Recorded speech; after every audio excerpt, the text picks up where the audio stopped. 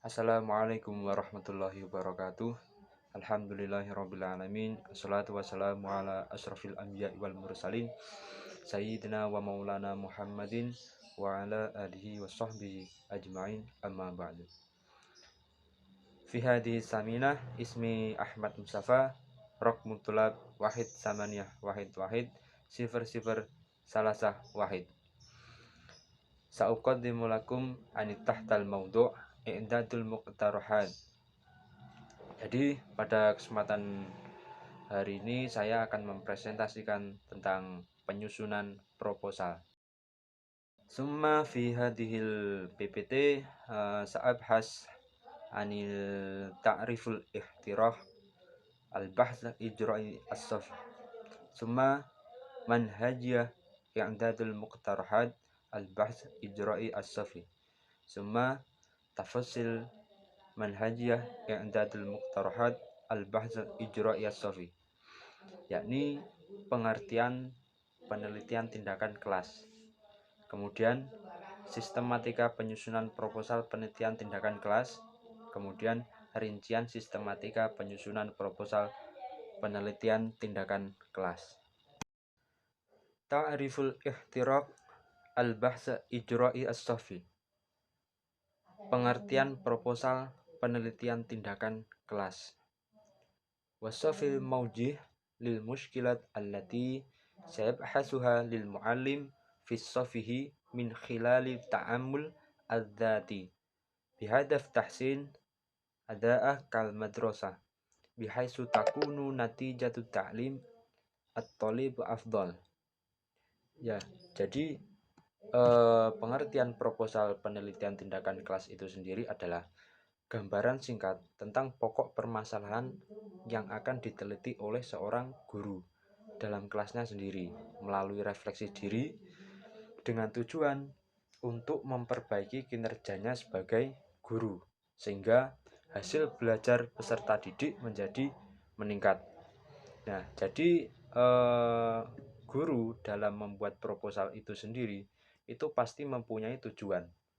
Nah, sedangkan tujuan itu sendiri pasti juga terdapat masalah di situ. Nah, di sini seorang guru itu mencoba memecahkan sebuah masalah itu melalui sebuah penelitian. Kembali lagi bahwasanya tujuan dari penyusunan proposal itu apa? Yaitu untuk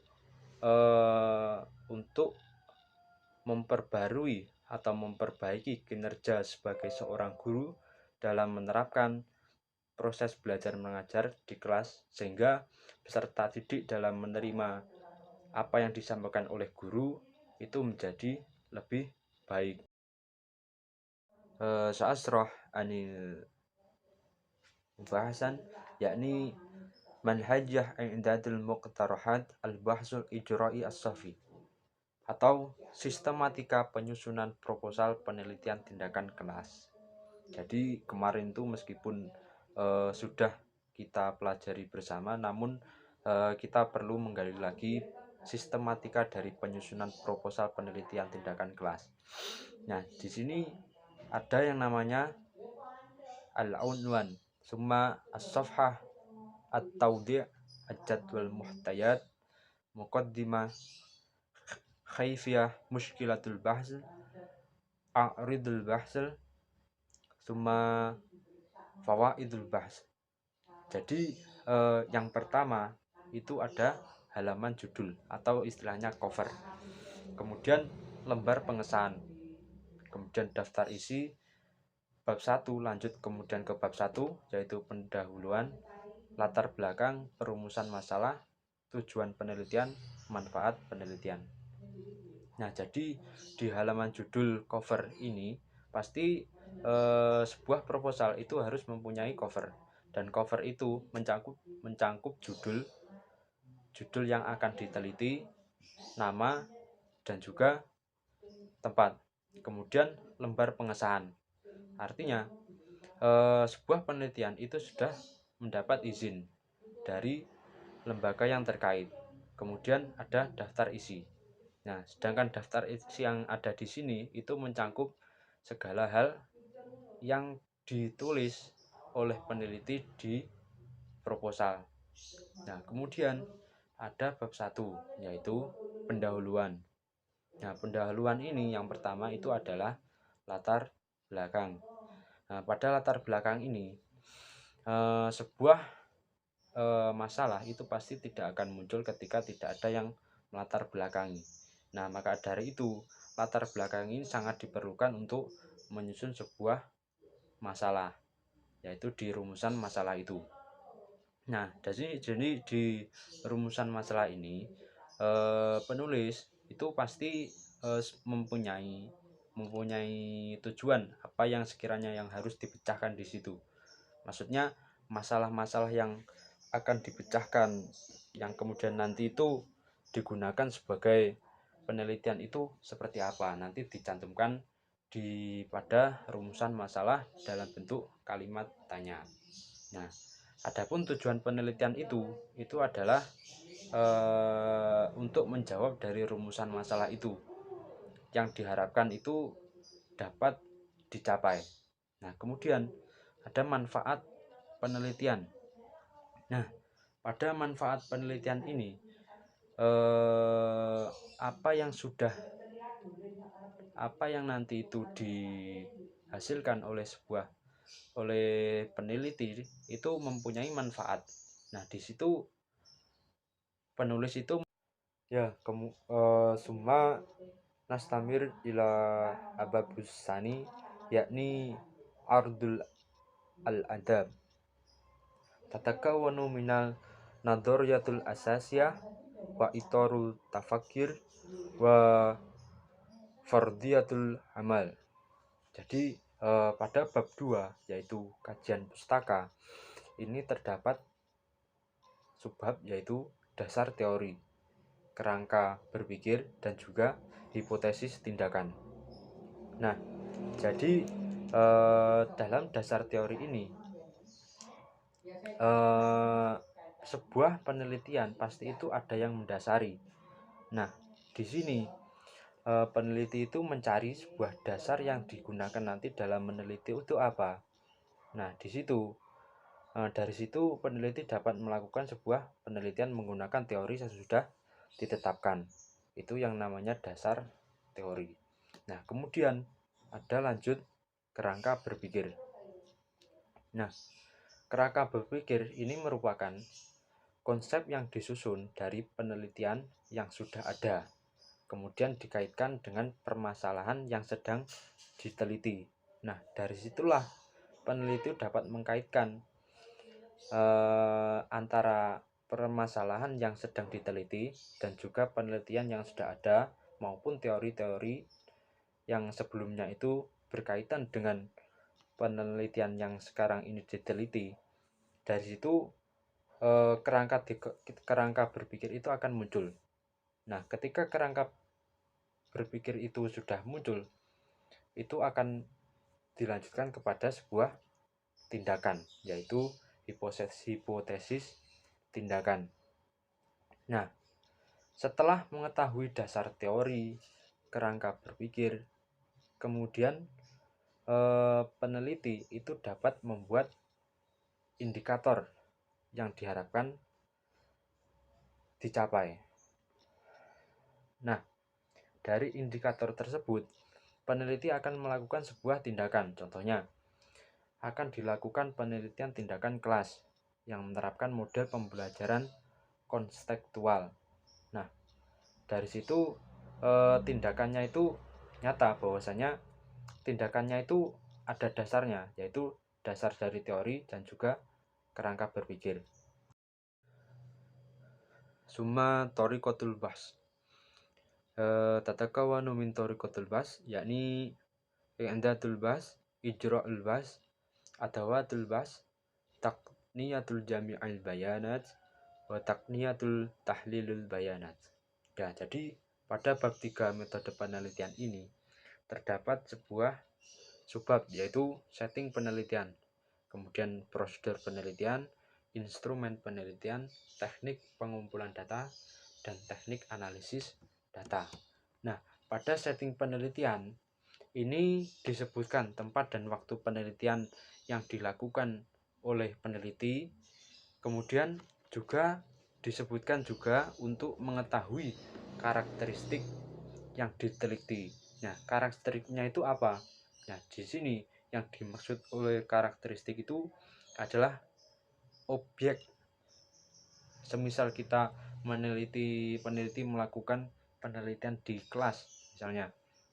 Nah, jadi di situ tidak hanya tempat dan waktu saja, tapi jumlah seseorang yang ada di kelas itu, kemudian karakteristiknya, kemudian wanitanya berapa, kemudian prianya berapa, semuanya itu diatur dalam setting penelitian. Nah, ya sedangkan pada prosedur penelitian itu terdapat perencanaan, kemudian ada juga implementasi tindakan, dan juga observasi dan monitoring, dan analisis dan refleksi. Nah, pada instrumen penelitian ini merupakan alat yang digunakan untuk mengumpulkan data penelitian. Nah, dalam penerapan instrumen ini dapat menggunakan media ataupun orang yang digunakan untuk mengumpulkan data. Nah, jadi tapi sebelum itu pasti harus ada sebuah perencanaan. Agar apa? Supaya ketika nanti itu proses mengumpulkan data, baik itu menggunakan orang maupun media-media yang sudah ditentukan, itu sudah terencana dengan baik. Sehingga data-data yang dikumpulkan itu dapat terkumpul dengan baik dan sesuai dengan sasaran. Nah, jadi pada teknik pengumpulan data ini dapat dilakukan dengan cara kualitatif, dapat dilakukan dengan cara kuantitatif, atau kombinasi keduanya. Misalnya teknik pengumpulan data kuantitatif.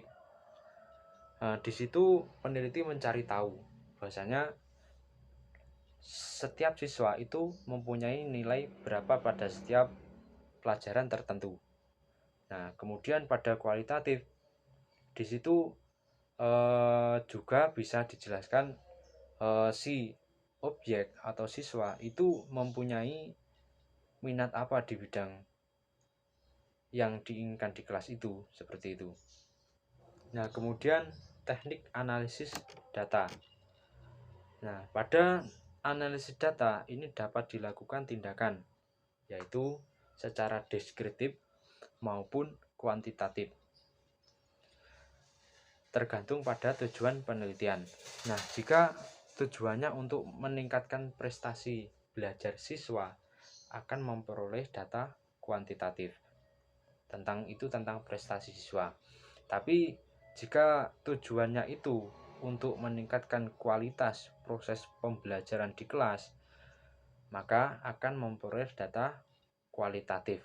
Nah, jadi teknik analisis data itu bisa menggunakan kualitatif maupun kuantitatif, tergantung pada tujuan penelitian. Suma tufasil manhajiyah i'dadul muqtarohat al-bahs ijra'i as-safi. Rincian sistematika penyusunan proposal penelitian tindakan kelas. Ya, jadi meskipun di sini itu disertakan rincian sistematika penyusunan proposal, tadi itu sudah dijelaskan di sebelumnya, yaitu sistematikanya itu. Cuman di sini ada yang belum dijelaskan, yaitu pada prosedur penelitian, yaitu ijra al-bahs, semua taktid, at-tanfidul ijra'at, muraqabatul warasat, tahlilul mutafakir. Yang pertama yaitu prosedur penelitian. Jadi pada prosedur penelitian itu mempunyai tahap-tahapan. Jadi sebuah penelitian itu pasti mempunyai prosedur. Nah, tahap yang pertama itu adalah perencanaan. Nah, pada tahap perencanaan, melalui keadaan yang ada itu diidentifikasi apanya yang diidentifikasi, masalah yang sekiranya itu dirasakan. Nah, kemudian setelah diidentifikasi, kemudian mantap untuk melakukan sebuah penelitian, maka akan lanjut ke selanjutnya, yaitu seiring berjalannya waktu, sebuah rencana itu bisa berkembang, bisa tumbuh, dan juga bahkan bisa enggak terjadi, bahkan gagal rencananya. Nah, dari situ akan ditentukan langkah selanjutnya, itu akan ditentukan akan dilakukan penelitian atau tidak. Kemudian yang diteliti itu apa, seperti itu. Nah, kemudian setelah mantap, setelah disepakati bahwasanya tindakan selanjutnya itu adalah meneliti. Nah, itu perencanaannya. Nah, kemudian ada tahap implementasi tindakan. Nah, pada tahap implementasi tindakan, langkah-langkah implementasi tindakan ini dilakukan oleh siapa? Ya tentunya dilakukan oleh guru dan siswa dalam pembelajaran. Kenapa kok dalam pembelajaran? Ya karena ini adalah penelitian tindakan kelas, yang mana kelas itu terdiri dari guru dan juga siswa. Nah, setelah dari bisa melakukan implementasi tindakan itu berawal dari sebuah perencanaan. Nah, kemudian lanjut pada tahap selanjutnya, yaitu observasi dan monitoring. Nah, di sini juga harus disiapkan juga sekiranya apa yang dimonitoring dalam pelaksanaan tindakan itu. Kemudian itu juga digarisbawahi bahwasanya yang diobservasi dan yang dimonitoring itu diamati apa yang terjadi selama pelaksanaan tindakan itu di kelas. Misalnya itu meneliti sebuah karakteristik siswa ketika belajar matematika, seperti itu bagaimana itu dimonitoring, diobservasi, diamati selama awal sampai akhir itu, atau beberapa jam itu yang sudah direncanakan itu terus dimonitoring. Kemudian ada juga siapa yang melakukan monitoring di sini. Nah, tentunya yang memang harus melakukan monitoring itu adalah guru. Kalaupun nanti itu ada yang melakukan yang lain, itu harus sudah direncanakan. Jadi nggak bisa semerta-merta itu langsung memanggil seseorang untuk memonitoring semuanya, kemudian ditanya hasilnya. Itu akan tidak sangat efektif karena perencanaannya itu sangat kurang. Nah, juga harus dilakukan juga kapan monitoring itu dilakukan, karena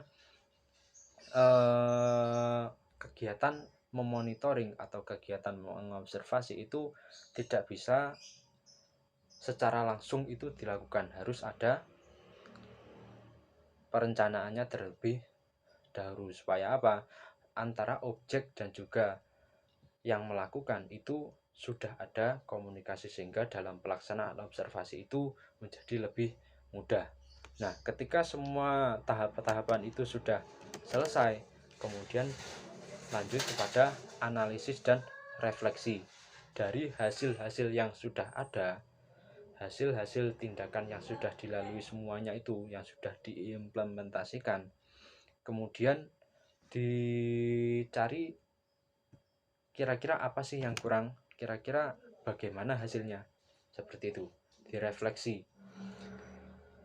Yumkin hadza minni, syukron ala ihtimamikum, summa assalamualaikum warahmatullahi